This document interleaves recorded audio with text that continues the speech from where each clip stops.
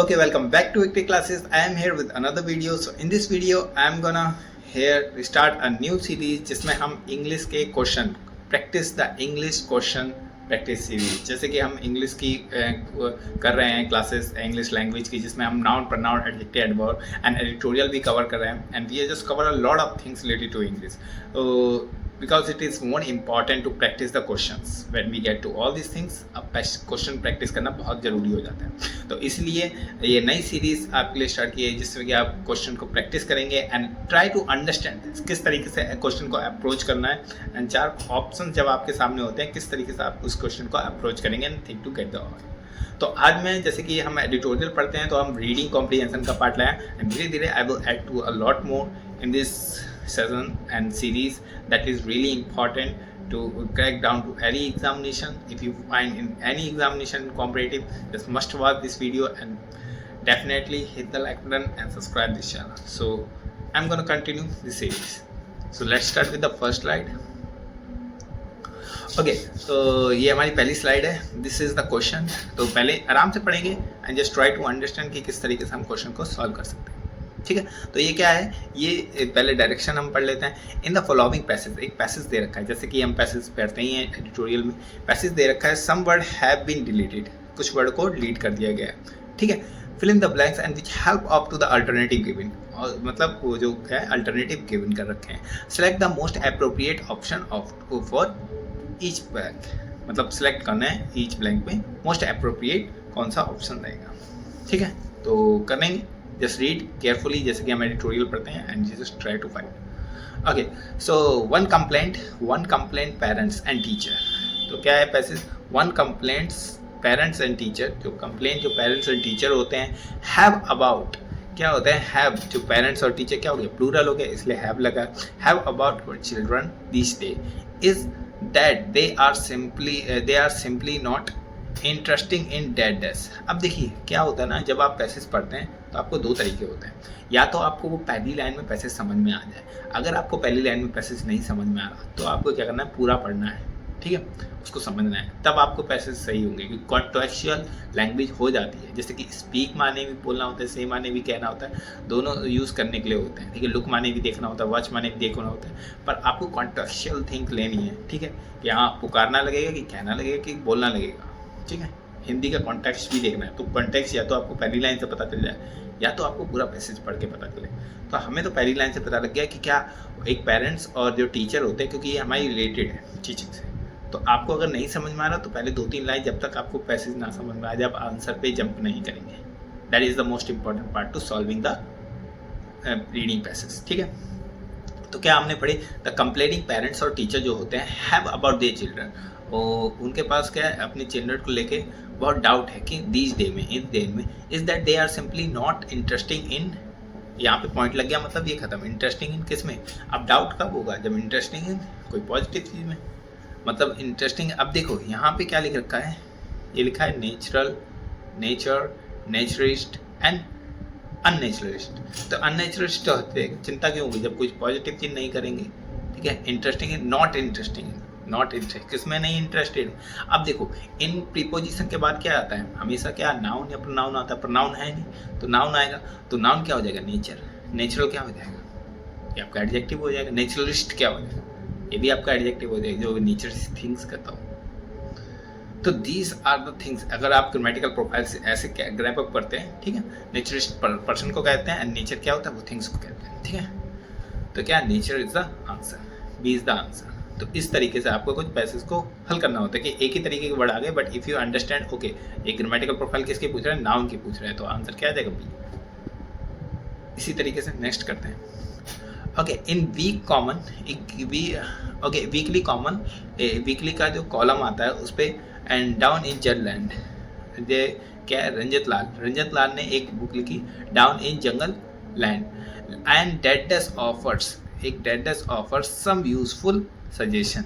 ठीक है, क्या है सम, अब देखो जंगल की बात हो रही है, सब देखो environmentalist, environmental, involves and environment. अब कौन से लगेगा, that you need to understand. देखो अब ये जो क्या है, ये बता रहा है कि एक कॉलम आता है, जो भी अखबार में कॉलम आता है उसमें क्या होता है, एक रंजीत लाल कौन है, एक बुक लिखी down in jungle land, jungle land में नीचे जाना, तो ये एक बुक का नाम है। And that does offer some useful suggestion. अब ये क्या है रंजीत लाल, क्या है? अब देखो क्या है, इन्वायरमेंटलिस्ट हैं कि इन्वायरमेंटल हैं? इन्वायरमेंटल तो होगा ही नहीं, ये एक थिंग्स होती है जो चीज़ों पर लगती है, ठीक है। इन्वायरमेंट्स ये वर्ब हो गई, इन्वायरमेंट एक एडजेक्टिव हो गया, तो क्या बचा? यही बचा बेचारा, ये आंसर। इस तरीके से लगाना, वेरी सिंपल। इन्वायरमेंटलिस्ट, वैसे आपने सुना पूछा, he is a environmentalist, he is the dentist, इस टाइप की चीज़ है, ठीक है। ओके, अवर कंप्लेंट, ओके ये सब पढ़ गए, यहाँ 2 तक हो गया। Keeping a dog and cat और cat as a pet, that does to be make mandatory. क्या बनाता है? That does to be make. अब टू बी मेक कैसे आता है, ठीक है। अब विल के बाद तो टू आता नहीं है, कैन के बाद भी टू नहीं आता, वर्ब की फर्स्ट फॉर्म आती है, ठीक है। मस्ट के बाद भी फर्स्ट फॉर्म, नीड के बाद ही आती है, तो बस ये लगा दो, क्योंकि टू लगा है, टू बी, वेरी सिंपल। अगर आपको बेसिक स्ट्रक्चर कंप्लीट है तो क्या आ जाएगा? To be need, must be need. उसके बाद regular visit into the national park, national park में विजिट करिए। And that dash to the are another way to getting children hooked, मतलब चिल्ड्रन को हुक देने के लिए क्या, अब नेशनल पार्क जा रहे हैं तो क्या आएंगे? सेंचुरीज जाएंगे।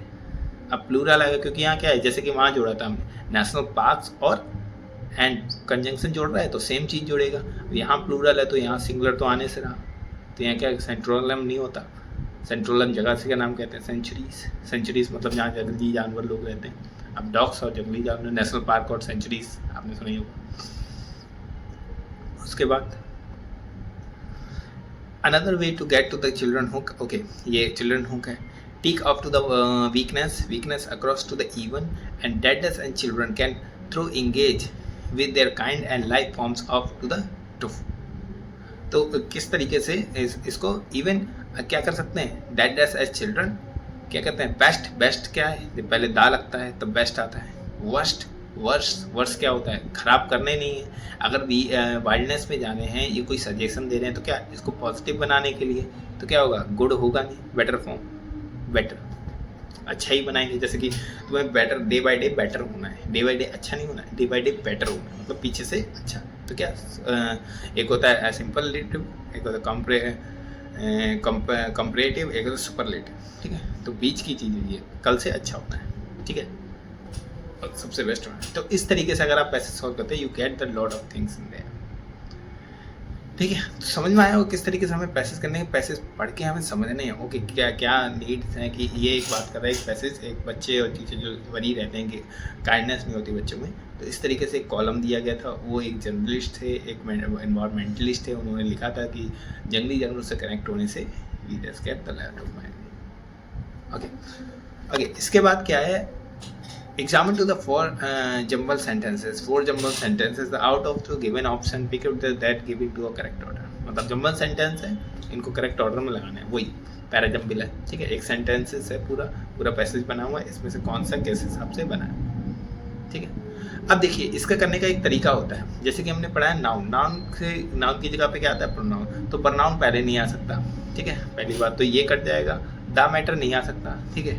Okay the matters were unconsciously in the neighbours, तो ये क्या है? ये आ सकता है, ओके ठीक है। ये नाम लिखा है the matters, this is the poors, ये तो नहीं आ सकता, ठीक है। आवर फर्स्ट इंप्रेशन, आवर किसका है? नहीं पता, ये भी नहीं आ सकता।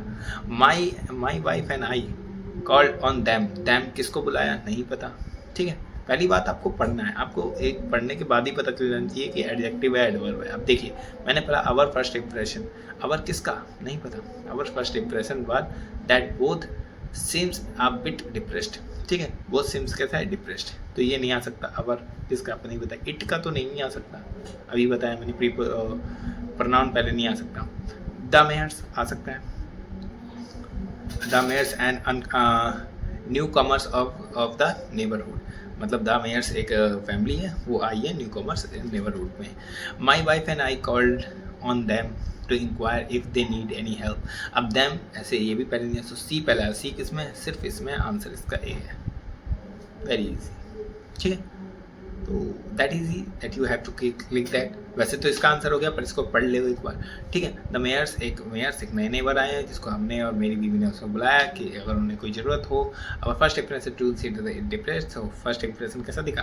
थोड़ा डिप्रेस दिखा। When it was later is become our close friend, बाद में वो हमारे क्लोज फ्रेंड बन गए। तो that is the basic that you have to understand. दूसरा भी यही है, पैराजम्बल है, इसमें एक फिक्स है ऊपर वाला, ठीक है। The non structural on the अब देखो दा पे खत्म करा है, दा के बाद क्या आएगा, एक नाउन आएगा, विद नहीं आ सकता। द सरफेस ओके मे भी आ सकता है, द ऑफर्स आ सकता है, द दैट नहीं आ सकता।